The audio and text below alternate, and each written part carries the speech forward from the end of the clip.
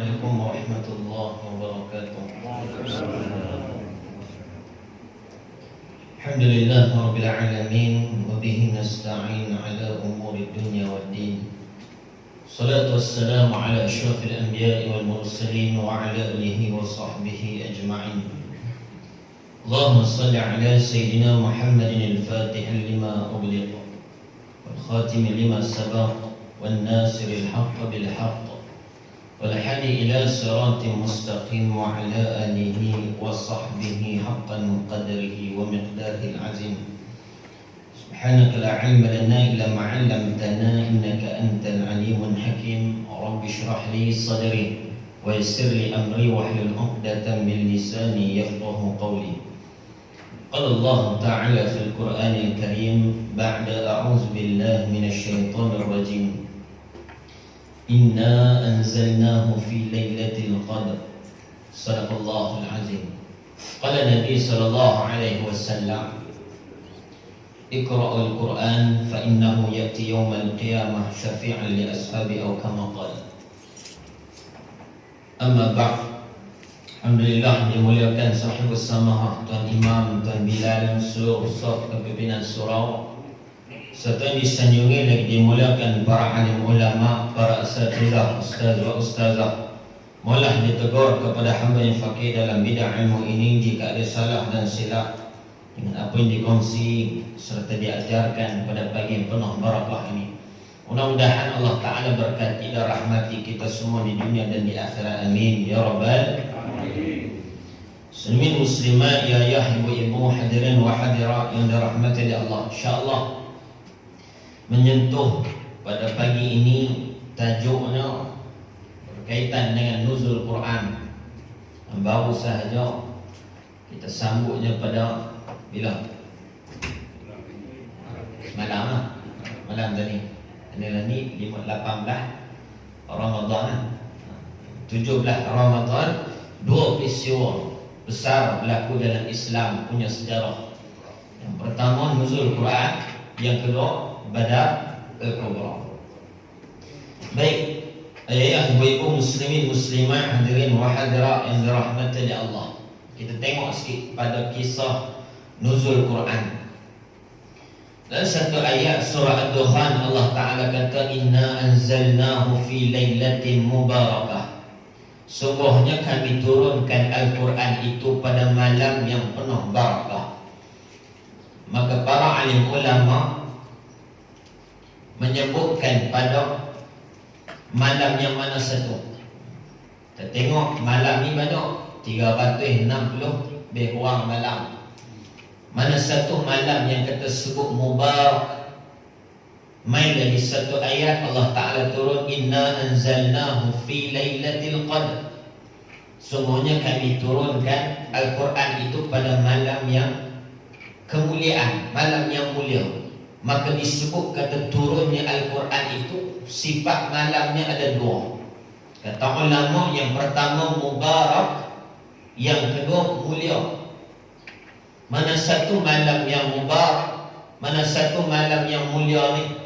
Malam yang mempunyai dua sifat. Maka turun lagi satu ayat Quran yang lazim tu imam duk baca, Syahrul Ramadan allazi unzila fihi al-Quran. Pada bulan Ramadan itu kami turunkan akan ayat Al-Quran, akan Al-Quran itu. Maka tahulah daripada 360 malam, tolak 330 malam, kita hanya ambil 30 malam bulan Ramadan. Dalam 30 bulan Ramadan ni ulama kecilkan lagi angkanya. Mana satu yang disebut malam Lailatul Qadar. Maka kita tengok dalam hadis-hadis Nabi SAW. Di antaranya disebut malam Lailatul Qadar itu pada pertengahan Ramadan. Di antaranya juga disebut pada 10 malam terakhir. Banyaklah hadis-hadis yang menyebut orang malam Lailatul Qadar ini di malam-malam yang ganjil.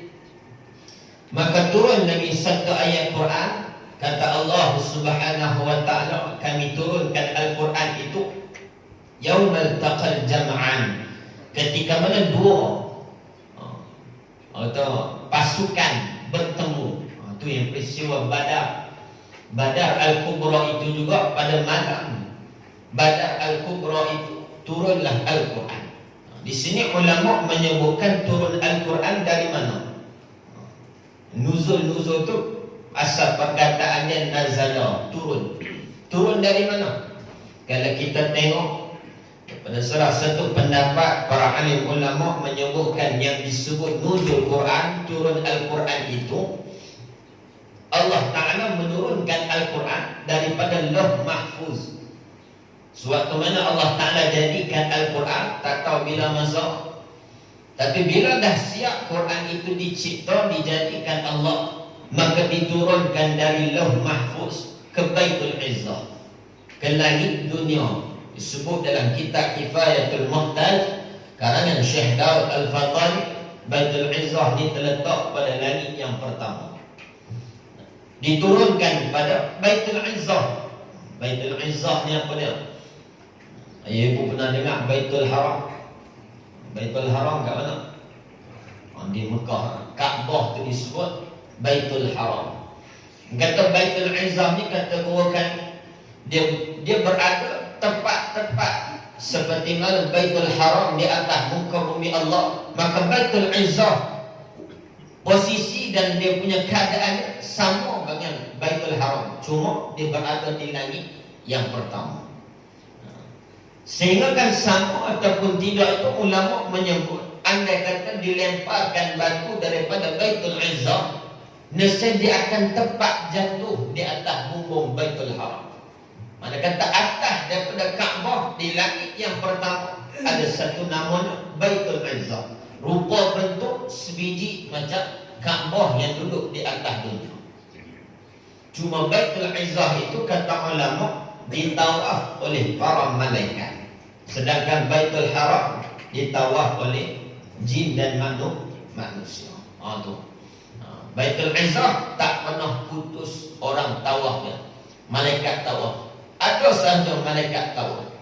Sedangkan Baitul Haram ada putusnya. Main corona putusnya. Ya. Di Baitul Izzah sentiasa ditawaf oleh para malaikat. Maka disebut kata nazal, nuzul Quran itu, kata Allah Ta'ala, inna anzalnahu fi lailatul qadr, aku turunkan Al-Quran itu pada malam Lailatul Qadar. Yang disebut pada malam Lailatul Qadar itu ialah waktu mana Allah Ta'ala turunkan Quran daripada Lauh Mahfuz ke Baitul Izzah. Maka disebut kenapa 17 Ramadan? Maka disebut juga para alim ulama 17 Ramadan itu permulaan Quran itu diturunkan daripada Baitul Izzah, diambil oleh Jibril, disampaikan kepada Nabi mengikut keadaan beransur-ansur selama 23 tahun. Maka wahyu pertama Nabi terima di Gua Hira berlaku pada malam 17 Ramadan. Cerita dia, Nabi bila sampai umur dia nak dekat 40 tahun, Nabi dah main satu sifat, dia suka menyendiri. Dia suka mengasingkan diri daripada masyarakat jahiliah Mekah. Nabi dah mula tak senang duduk dengan penduduk Mekah yang duk sembah berhala. Nabi dah tak boleh duduk. Maka Nabi beruzlah mengasingkan diri, duduk di Gua Hira. 4-5 bulan sebelum Nabi dilantik jadi Rasul, Nabi dah beruzlah.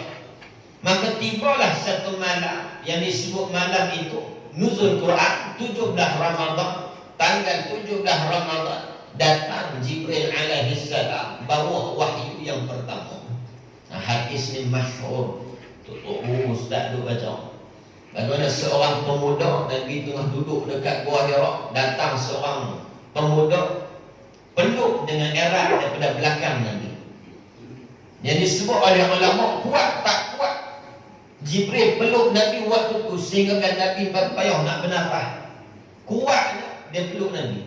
Maka kata Jibril alaihi salam kepada Nabi kita, "Iqra ya Muhammad." Maka Nabi jawab, "Ma ana biqari'in." Aku tak pandai baca. Jibril ulang lagi, "Iqra ya Muhammad." baca oleh kamu wahai Muhammad, ma ana biqari'in, kata Nabi, aku tak pandai baca. Nabi ini ma'ruf, dikenal di Mekah, memang dia adalah orang yang tak pandai tulis, tak pandai baca. Kalau bahasa kita buta huruf. Tapi kalau kena dekat kita, kita rasa itu kekurangan. Tapi di zaman Nabi lain. Pandai membaca, pandai menulis itu bukanlah ukuran seseorang itu pandai atau tidak. Sebab waktu zaman Nabi, yang pandai baca, pandai tulis ni tak ramai.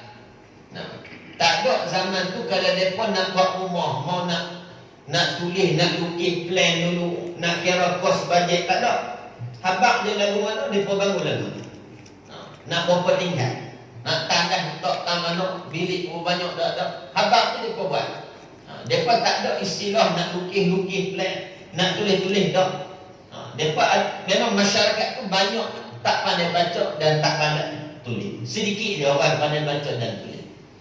Maka pada Nabi, dia bukan kekurangan. Mungkin pada kita zaman lah tak pandai baca, anak tak pandai baca, bodoh nak tak pandai baca. Nampak kurang cerdik, kurang pandai. Tapi Nabi tak.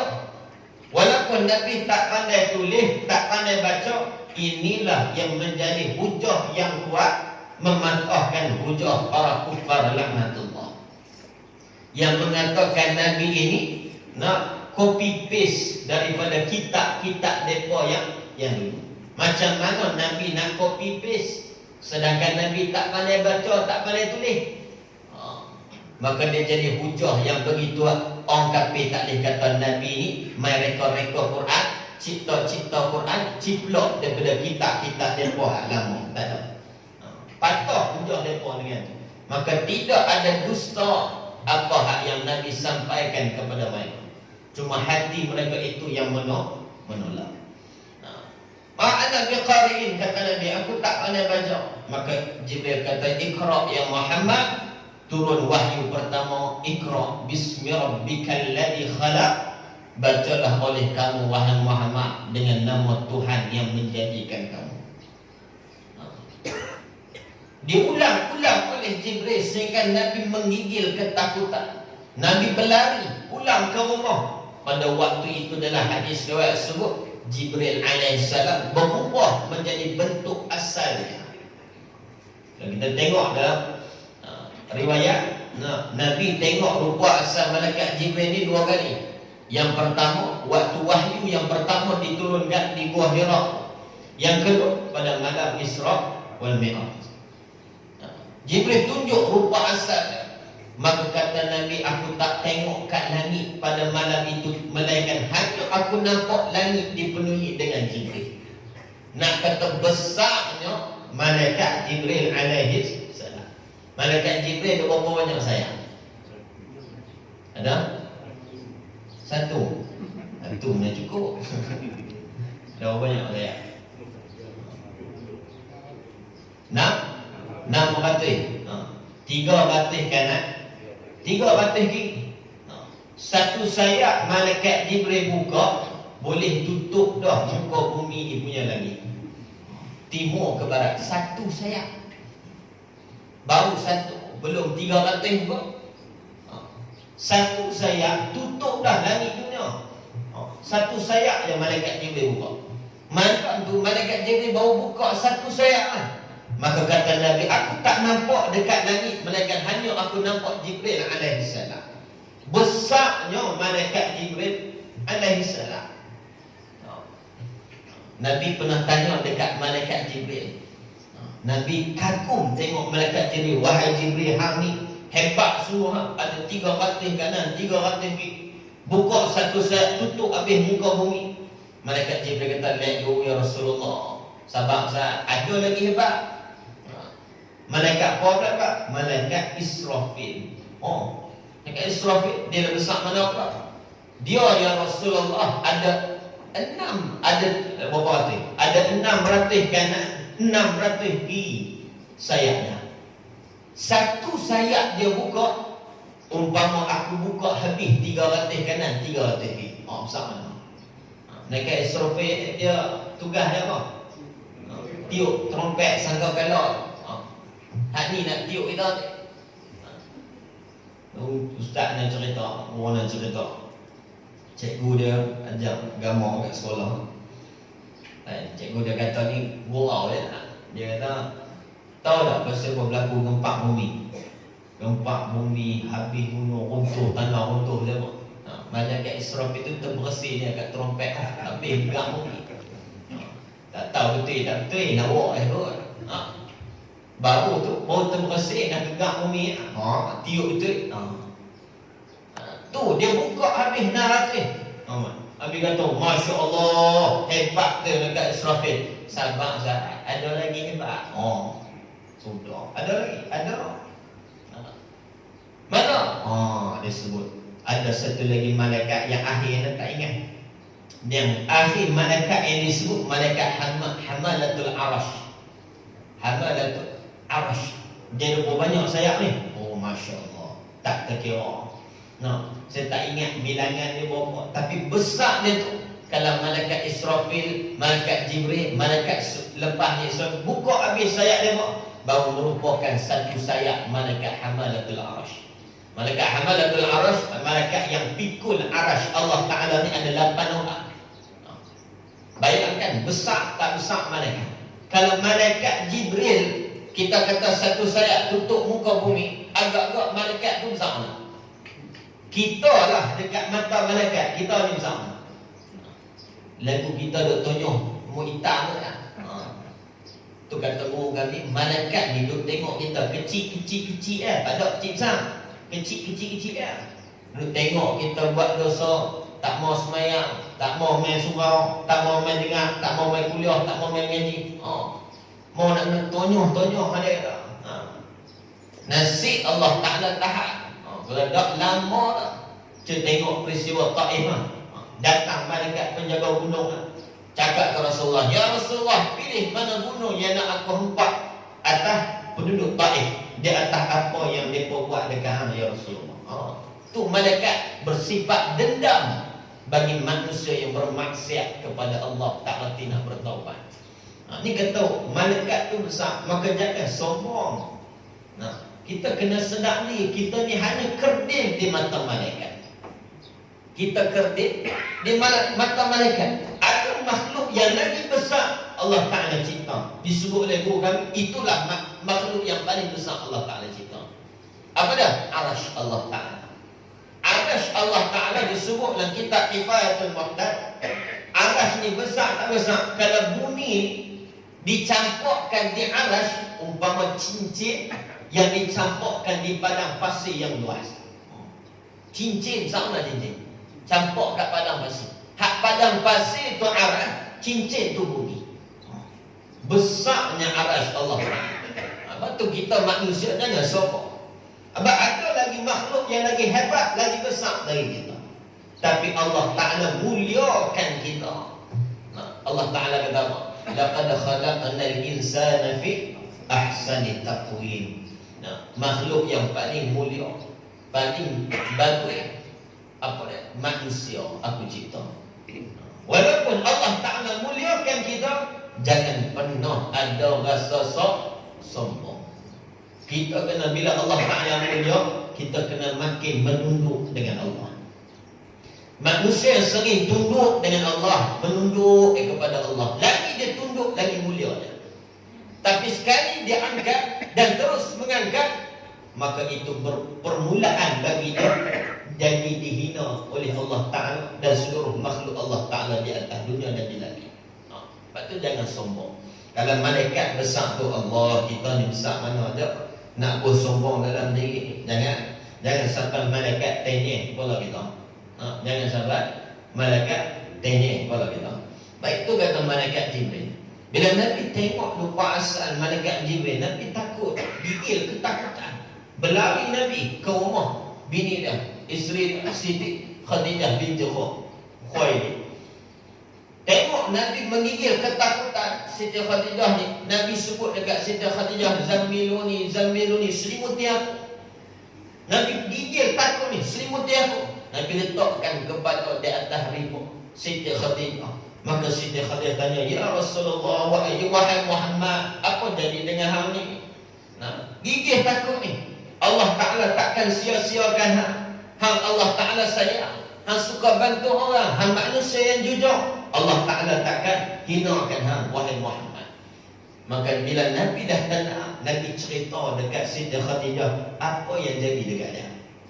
Nabi diulang-ulang ayat malaikat Jibril, Iqra bismi rabbikal ladzi khalaq. Ayat tu diulang. Khadijah bila dengar cerita Nabi, dia bawa mai Nabi pergi jumpa sepupu dia, nama dia Waraqah bin Nawfal. Waktu tu Waraqah bin Nawfal dah tua. Waraqah bin Nawfal ni ahli kitab. Dia ngaji kitab Taurat. Kitab Taurat tu nak apa? Nabi Allah Musa alaihissalam. Dia ngaji kitab Taurat. Maka bawa pergi jumpa Waraqah bin Nawfal, cerita habis macam mana Muhammad dan Rasulullah cerita kat Siti Khadijah. Khadijah cerita balik kat Waraqah bin Nawfal. Waraqah bila dengar dia kata, ketahuilah pemuda yang datang peluk hang tadi, suruh hang baca tadi, itulah namanya Namuz. Dalam kitab Taurat namanya Namus, ataupun nama lainnya Jibril alaihissalam. Namus dalam bahasa Arab nyamuk. Nyamuk. Nak disebut bagi makhluk yang bersayap. Makhluk yang bersayap. Itulah Namus, itulah malaikat Jibril alaihissalam. Jibril ni kalau turun kat mana-mana lelaki, ketahuilah lelaki itu Nabi. Itu tanda lelaki itu Nabi. Maka aku rasa lelaki Muhammad ni akan jadi Nabi.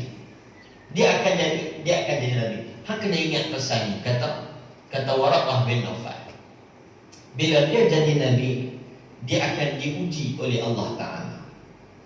Di antara ujian, orang kampung dia akan halau dia. Bila nanti dengar kata orang kampung akan halau dia, mana mungkin penduduk Mekah yang sayang kat Nabi? Nabi ni penduduk Mekah sayang kat dia. Sayang tak sayang Nabi lah. Reta benda mereka suruh Nabi simpan.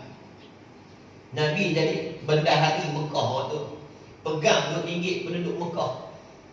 Dia lah menteri kewangan waktu tu. Menteri kewangan pegang RM2. Abu Jahal simpan reta benda dekat Nabi. Abu Jahal, Bulahak simpan RM2 dia dekat Nabi. Dia pun lebih percaya Nabi daripada percaya anak mereka sendiri. Punya percaya sayang kat Nabi. Nabi kata takkanlah mereka nak halau. Tapi Waraqah bin Nawfal kata mereka akan halau. Jadi tak jadi? Nabi dia halau. Dia halau. Sehinggalah Nabi berhijrah ke Madinatul Munawwarah. Bukan sekadar nak dihalau, malah diancam untuk dibunuh. Allah nak sebut bagi cerita ni ibrah dia, apa cerita dia panjang lagi. Orang yang bawa Quran, dia pasti diuji oleh Allah Ta'ala. Orang yang menjadikan Al-Quran sebagai dia punya panduan, petunjuk hidup dia sepanjang zaman, dia pasti akan dicoba oleh Allah Ta'ala. Maka tidak ada dalam sejarah Islam orang yang membawa kebenaran itu tidak ditentang oleh puak kufar. Tengok pada zaman Nabi, kalau Rasulullah pun ditentang membawa kebenaran Islam, Al-Quran, takkan hari ini kita tak ditentang untuk memperjuangkan agama Islam. Takkan hari ini kita tidak ditentang oleh musuh. Takkan musuh berdiam diri melihat manusia, umat Islam meninggikan kebenaran, meletakkan kalimah Allah yang paling tinggi di atas muka bumi Indonesia. Dalam perjuangan banyak mihnah, banyak tribulasi. Sebab itulah sudah menjadi sunnatullah dalam perjuangan Islam. Orang yang bawa Quran pasti akan ditentang. Seperti mana baginda Nabi sallallahu alaihi wasallam. Sebab nak bawa Quran ini bukan senang. Nak bawa Quran bukan senang. Berat tanggungjawabnya. Tengok kita orang yang hafal Quran. Orang hafal Quran bukan ringan tanggungjawab. Bukan sekadar kita baca fadilat apa dapatnya bila hafal Quran, tapi ada fadilat yang mengancam anda yang berlupa dan tidak beramal dengan Al-Quran. Di antaranya Nabi sebut tidak ada dosa yang paling besar aku tengok, melainkan aku tengok ada dosa, yakni dosa manusia yang hafal Quran lalu dilupakan tanpa mengulang. Tu kata Quran ni berat. Walaupun macam tu, tapi Allah Ta'ala menjanjikan, Nabi SAW menjanjikan kepada kita, Al-Quran syafi'un musyaffa'. Al-Quran itu pembela dan dia akan memberi syafaat kepada siapa yang membela dan menjaganya. Wa mahillul musaddaq, dialah yang akan menjadi pembela kebenaran. Dia akan jadi juru bicara kepada Allah di atas apa yang kita buat, kita beramal dengan dia. Man ja'alahu, siapa yang jadikan dia amamahu, letak Quran ni dan di hadapannya, jadikan petunjuk hidup di atas dunia. Maka kata Nabi SAW, dia Quran ini juga akan memimpin dia untuk masuk ke dalam syurga. Tapi siapa, kata Nabi, yang menjadikan Quran ini diletak di belakangnya, makna kata dia mengutamakan selain daripada Al-Quran, selain daripada peraturan Al-Quran, aturan Al-Quran, apa yang Allah Ta'ala tetapkan, dia letakkan itu yang di hadapan daripada Al-Quran. Quran letak di belakang. Maka Nabi kata, dia Quran ini akan bersama-sama dengan para malaikat mencampurkan orang yang buat macam ni ke dalam api neraka Allah Subhanahu wa Ta'ala. Quran ni hebat, tapi jangan ingat, Quran juga boleh menjadi memberi laknat kepada siapa yang menghina dan melupakannya. Waktu bulan Ramadan kita kena apa betul? Bulan Ramadan bukan bulan mau kita nak baca Quran.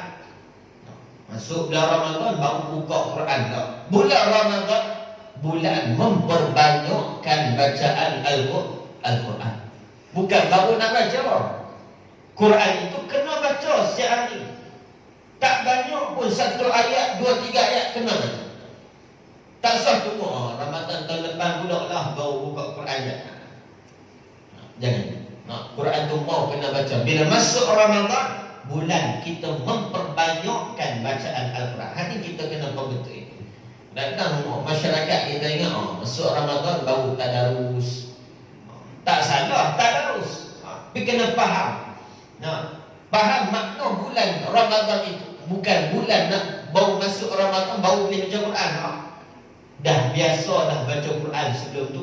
Bulan Ramadan mau kata tambah lagi. Kalau luar Ramadan satu hari duk baca setengah muka, masuk Ramadan bacalah selai satu muka paling ramai. Bulan memperbanyakkan bacaan Al-Quran. Pasal apa kita kena banyak baca Quran? Hadis kita baca muqaddimah tadi. Apa kata Nabi? Iqra'ul Quran, bacalah Quran. Fa innahu ya'ti yaumal qiyamah, besok dekat kiamat dia akan main dekat kita. Syafi'an li ashab, dia akan bagi syafaat pada siapa hak beramal di bacaannya dia. Quran juga akan jadi peneman dalam kubur besok. Besok ni waktu saudara mara kita tinggal, bini kita tinggal, suami kita tinggal, anak-anak, cucu cicit kita, semua balik rumah, semua tinggal. Kan Nabi sebut kan, 3 benda yang ikut jenazah sampai ke kubur, tapi 2 lagi balik, tinggal 1 lah, yakni amal. Disebut oleh bukan orang yang beramal dengan Al-Quran, waktu dia masuk dalam liang lahat akan datang kepada dia seorang pemuda. Rupa dia sebiji macam pembaca dia. Sebiji macam pembaca dia, duduk di hujung kaki. Maka kita waktu orang yang baca ni akan tanya dia, hang siapa dia ni? Engkau siapa? Aku tak kenal. Maka jawab Al-Quran waktu itu, akulah Al-Quran yang dulu menjadi sampingan engkau, yang dulu jadi amalan engkau setiap hari. Dulu engkau bela aku, engkau jaga aku. Hari ini engkau dalam kesusahan, aku jaga. Turun 2 malaikat bukan lagi nak main tanya soalan. Nak main tanya soalan, sebelum tanya soalan, Quran tahan. Salam. Kalau hang nak tanya dia, hang hadap dengan aku dulu, kata Quran. Hang kalau hang nak soal dia, hang nak tanya dia, rupa ni kena ubah dulu. Bukan lagi. Bukan kita tak tahu rupa dia macam mana. Sebutlah riwayat wajahnya pekat hitam, matanya biru gelap, suaranya macam peti. Quran kata, mau kalau anak tanya ni tuan ni jenazah ni, kena ubah muka, pi buat muka elok sikit, mau kata suara kena turun, baru hang dia tanya. Malaikat tanya, hang siapa? Aku Quran. Ya Allah bagi izin ke aku untuk syafaatkannya. Quran dengan malaikat mana lagi mulia? Quran dengan malaikat mana lagi mulia? Sudah sentuh Quran. Quran itu kalamullah. Malaikat habis mau tukar rupa elok sikit, baru nak tanya soalan. Baru nak tanya soalan, baru ditanya dengan elok.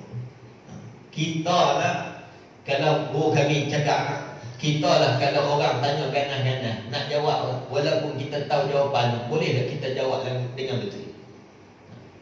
Cikgu pergi sekolah, cikgu tanya, 1 kali 1 apa? 1 kali 1 apa? Jawapan tahu lah, 1 kali 1. Dengar suara lagu tu, tak nampak apa lah, nampak muka cikgu kan? Tanya lagu tu memang tak boleh jawab. Cuklah cikgu tanya, 1 kali 1 berapa?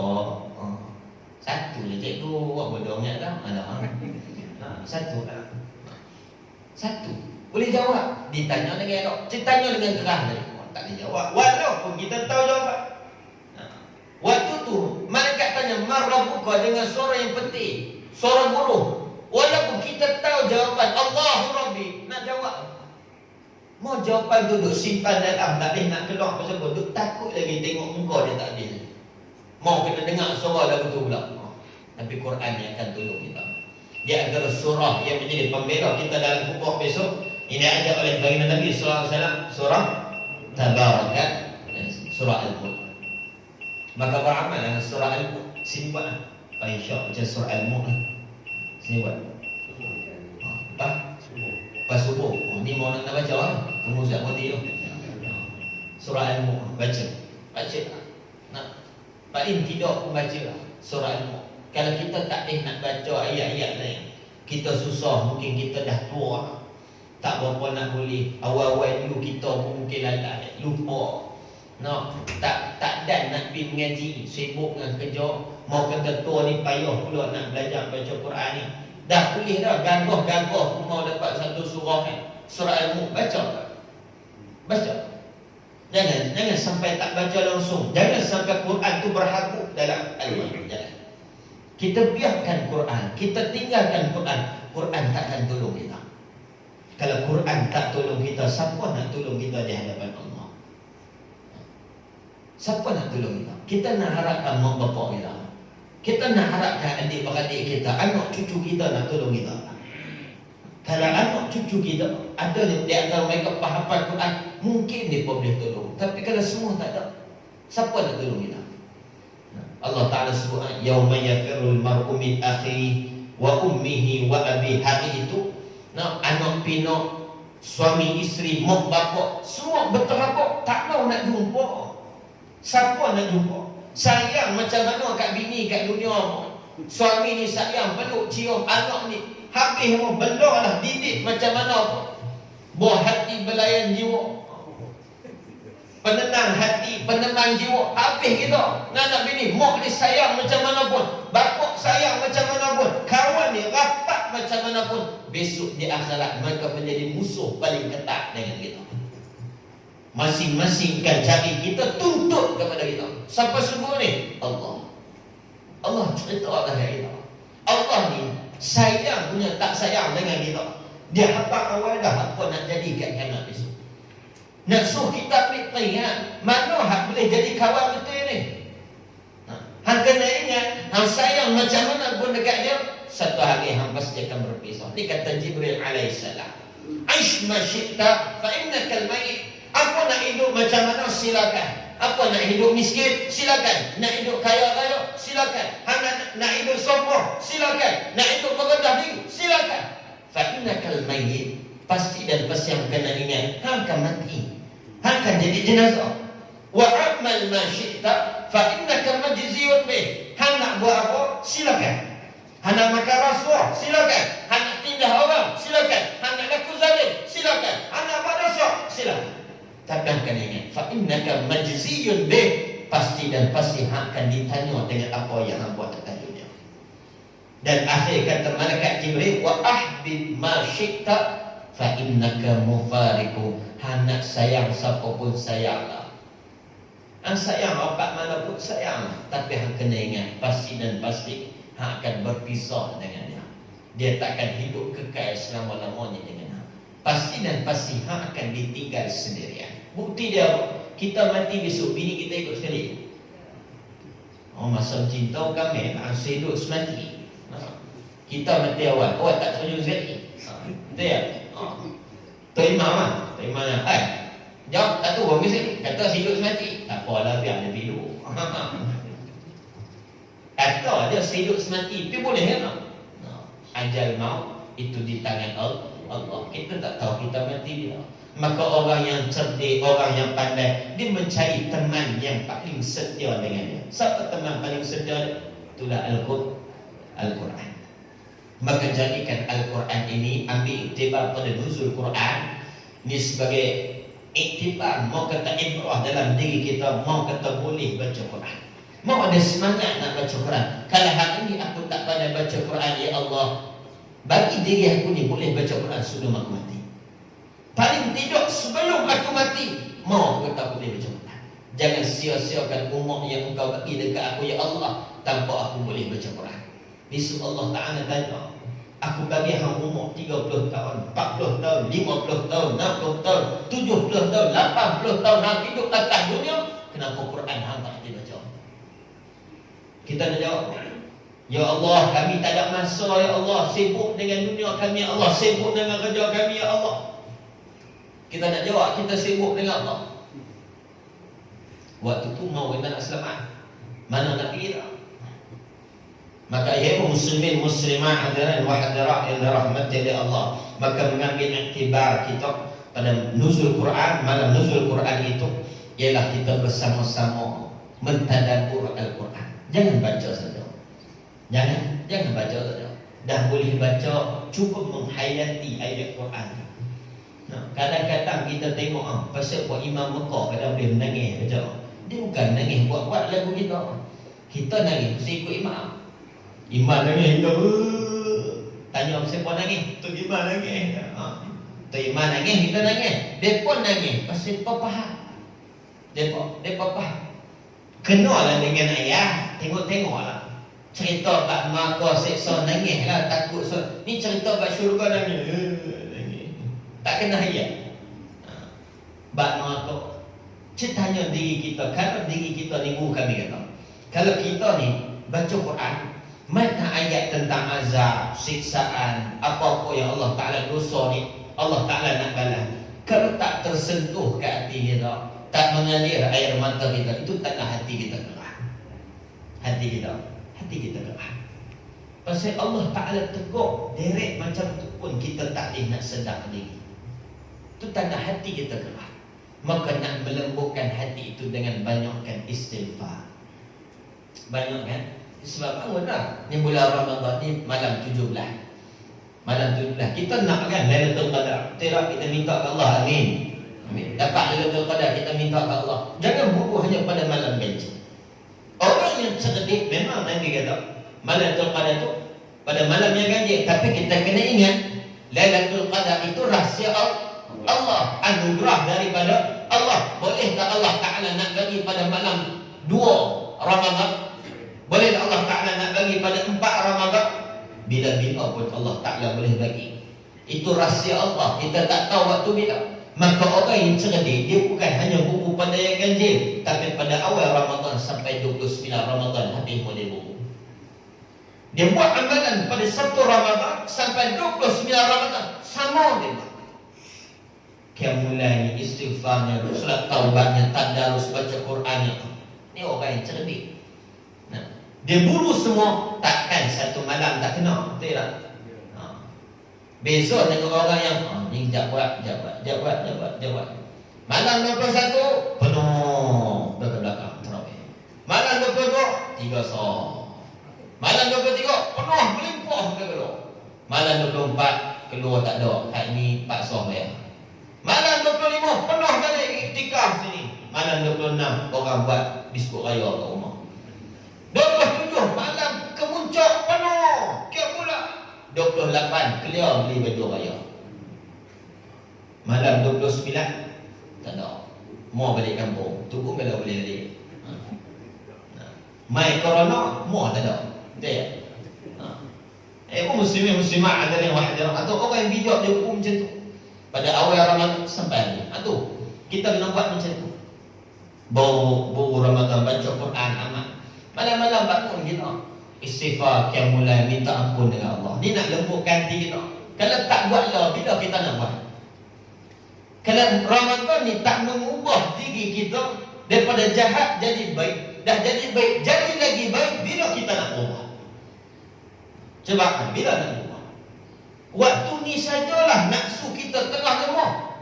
Nafsu kita tengah ditundukkan oleh Allah, ditundukkan oleh diri kita.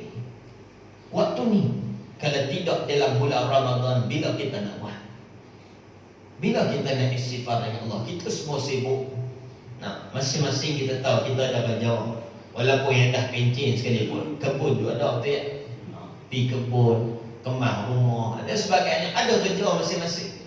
Nah, kalau Ramadan ni kita tak belum lagi habis, bila pula Ramadan yang akan datang belum tentu kita punya. Tapi Ramadan kali ini kita punya. Manfaatkan dengan sebaik-baik. Bangun 2-3 pagi istighfar kepada Allah. Astaghfirullah Rabbal baraya. Astaghfirullah minal khataya. Astaghfirullah Rabbal baraya.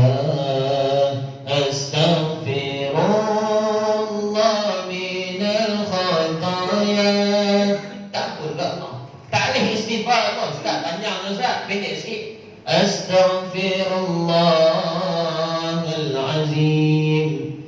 Pendek ke saudara? Astaghfirullah. Dua dah kata astaghfirullah. Pendek lagi saudara. Sebutlah nama Allah.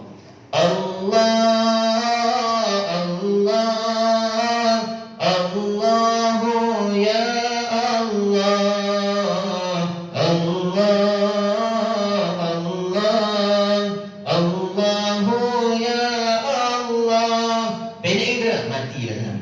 Allah tak disebut payah kan?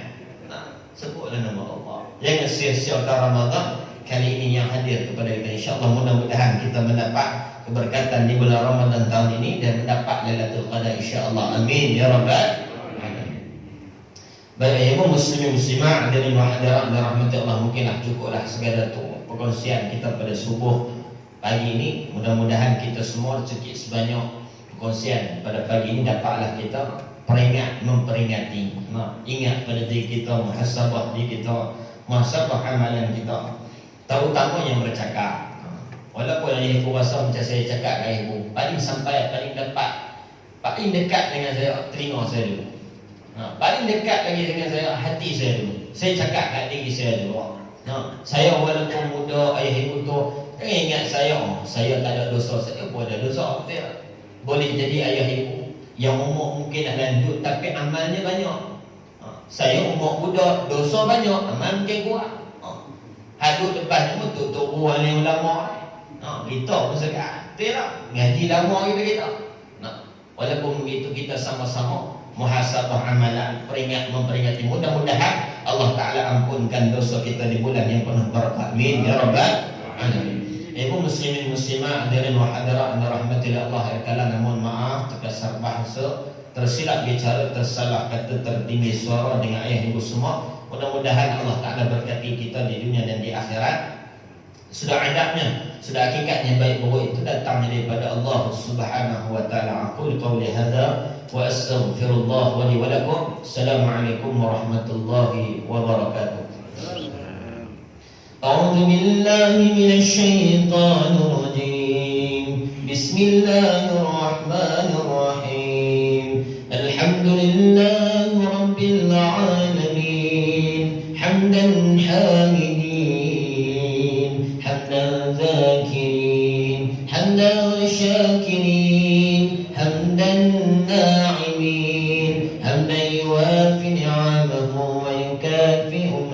حميدا يا ربنا يا ربنا يا ربنا لك الحمد كما ينبغي لجلال وجهك وعظيم سلطانك الحمد لله على نعمة الإسلام الحمد لله على نعمة الإيمان الحمد لله على نعمة الأخوة الحمد لله على نعمة المغفرة الحمد لله على نعمة التوبة الحمد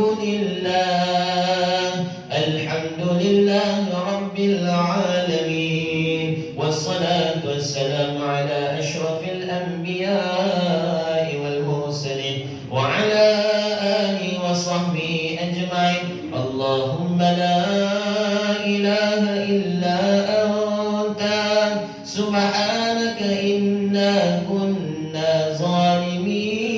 ظالمين اللهم لا إله إلا أنت أنت القوي ونحن الضعفاء اللهم لا إله إلا أنت أنت الغني ونحن الفقراء وانصرنا يا الله فإنك أنت خير الناصرين واغفر لنا يا الله فإنك أنت خير الغافرين وارزقنا يا الله فإنك أنت خير الرازقين وأكرم لنا يا الله فإنك أكرم الأكرمين